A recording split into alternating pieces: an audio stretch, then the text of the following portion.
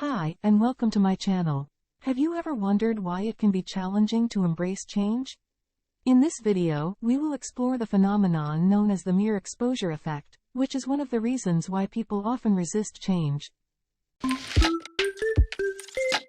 The mere exposure effect, also known as the familiarity principle, is a psychological phenomenon that reveals our tendency to develop a preference for things simply because we're familiar with them. It impacts various aspects of our lives, from our preferences for food to the relationships we build.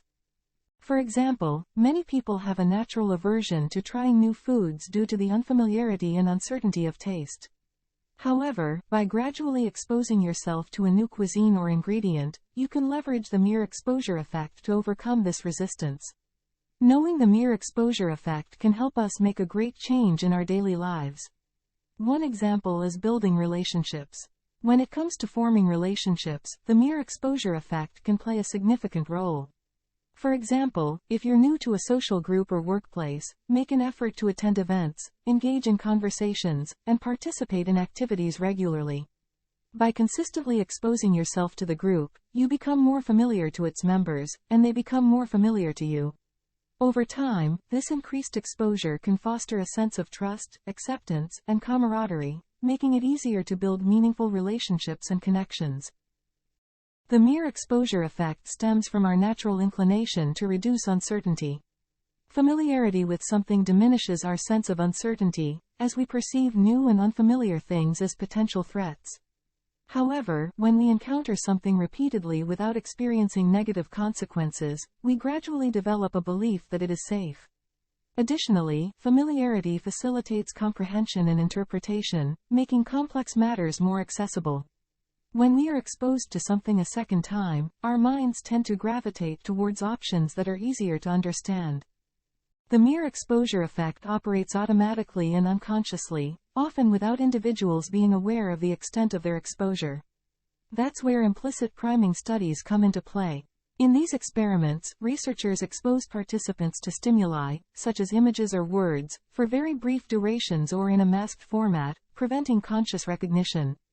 The fascinating part is that despite not consciously perceiving these stimuli, they can still have a profound impact on our preferences.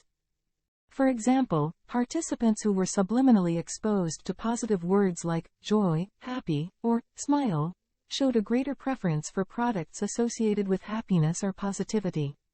They might express a higher likelihood of purchasing a product with a smiling face on the packaging compared to a similar product without the positive cue.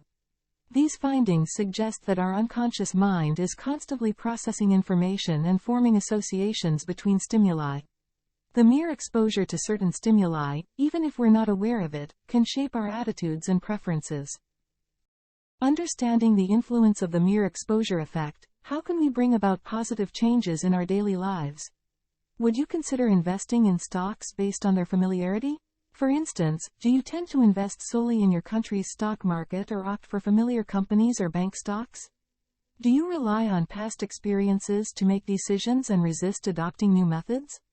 It's important to recognize that change inherently involves unfamiliarity and uncertainty, which often leads people to resist it. It's interesting to note that the mere exposure effect can eventually backfire. For instance, when you're excessively exposed to a particular song, many people tend to become annoyed or bored with it, especially when it plays repeatedly in supermarkets or stores while you're shopping.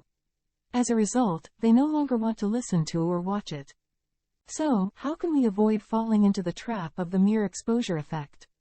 The key lies in trying new and different things. It doesn't have to involve significant changes, even starting with small steps can make a difference.